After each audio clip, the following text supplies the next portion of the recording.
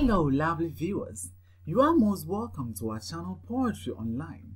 In this lesson, we shall be discussing the detailed analysis of Caged Bird by Maya Angelou. Kindly subscribe to our channel and press the bell icon to get updates on all our new videos. Once again, let us assure you of a very interesting discussion. Get ready for this lesson. Maya Angelou was born on 4th April 1928 at St. Louis in the United States of America. Despite her difficult childhood days, she worked so hard to become one of the best African American writers in history.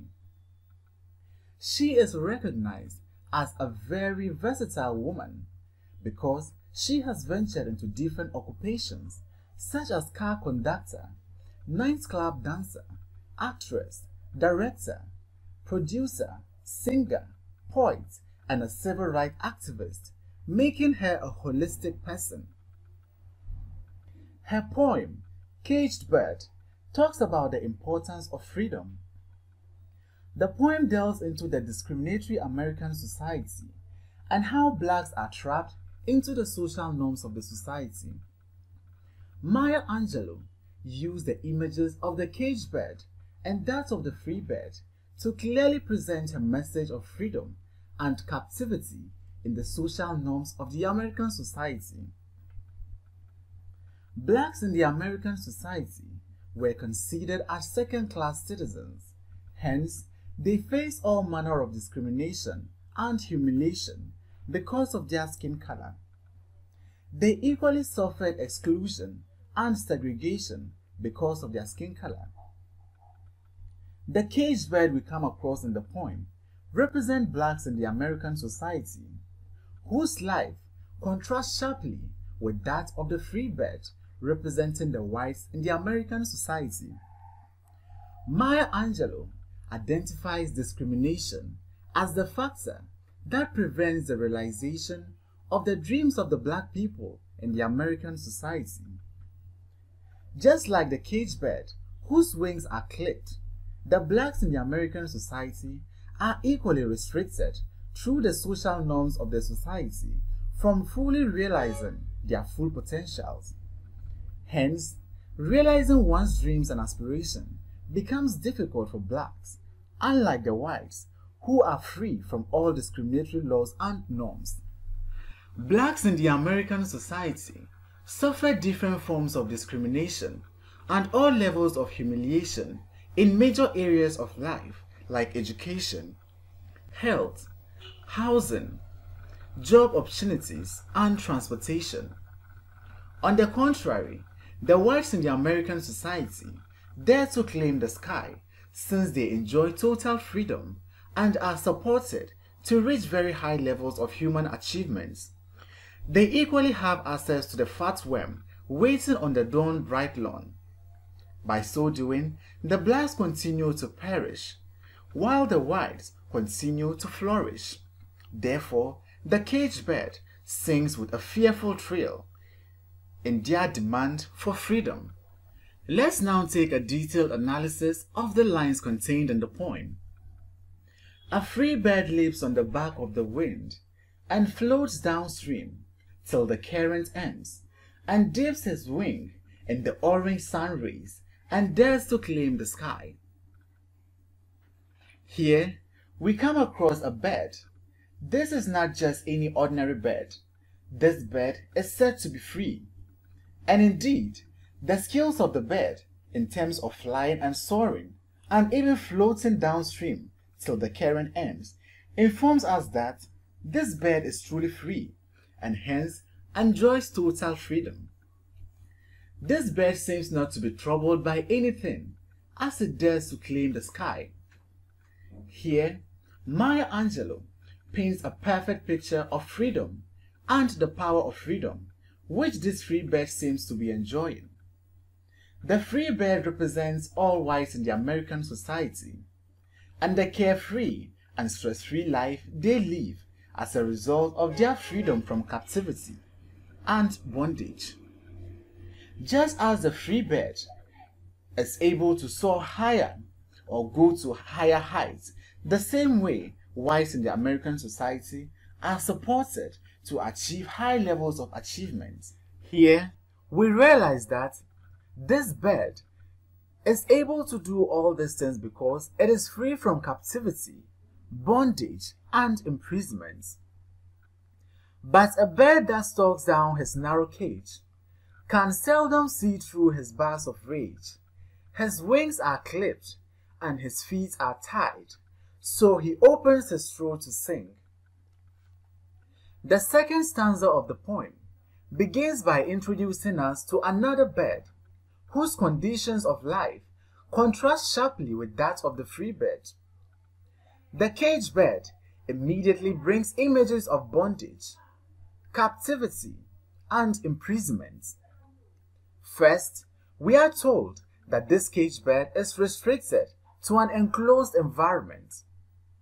Next, the wings of this caged bird are clipped, and to make matters worse, the feet are equally tied. What this simply means is that the blacks in the American society encounter all manner of restrictions, no matter where one tries to delve in. There is a total imprisonment and complete captivity of the bird, rendering it useless and not able to function effectively in the society. Just as this bird is brutally imprisoned, same is done to blacks in the American society, and for that matter, they are unable to realize their dreams and aspirations. Here, readers are made to understand and know the importance of the wings of the caged bird. Not that this caged bird cannot soar or fly higher like the free bird. However, the restrictions placed on it are beyond its control. Just as the caged bird desires its wings, same way Africans in the American society desire their freedom. The caged bird is limited in 4 ways. No distant vision, as it can seldom see through his bars of rage. No flying, since his wings are clipped. No walking, as his feet are tied. And lastly, no crawling, since it is confined in a cage with little or no space to crawl. This captivity represents the major areas of life that blacks are not allowed to fully enjoy, such as education, good health, business, and transportation. Blacks in the American society were restricted from moving about freely. They equally suffered the denial of economic opportunities, as well as prohibited from associating with whites or getting married to them. The caged bird, at this point, is left with no other option than to open his throat and sing. The caged bird sings with a fearful trill of things unknown, but long for still, and his tune is heard in the distant hill, for the caged bird sings of freedom. Here again, the caged bird is presented to us as someone who is longing for freedom, but this time with a fearful trill. We are also informed that the caged bird sings of things unknown. The caged bird may be singing about the major aspects of life which it is unable to experience and enjoy since it is in the cage. All the places and opportunities beyond the cage is unknown to the caged bird due to the numerous forms of captivity and imprisonment. Inasmuch as the caged bird is restricted in many ways, this has not been able to prevent it from singing, as the tune of the caged bird is heard in the distant hill. The caged bird sings of freedom, since it wants to enjoy the numerous major aspects of life, which can lead to the realization or fulfillment of its dreams and aspirations. The free bird thinks of another breeze, and trade winds soft through the sighing trees, and the fat worm waiting on a dawn bright lawn, and he names the cloud his own.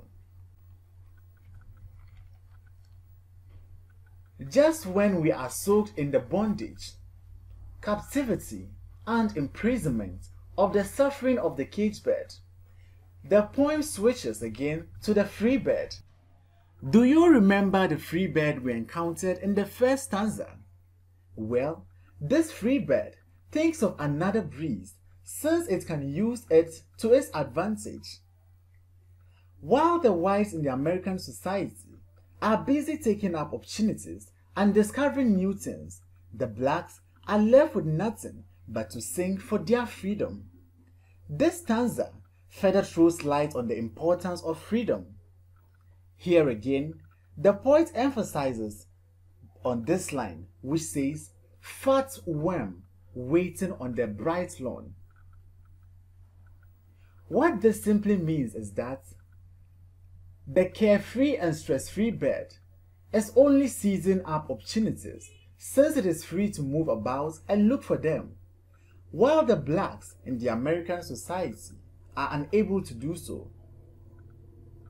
While the free bird brings images of freedom and enjoyment to mind, the caged bird brings images of sorrow, bondage, captivity, and imprisonment. The free bird can think and decide what to eat as it has a choice to make.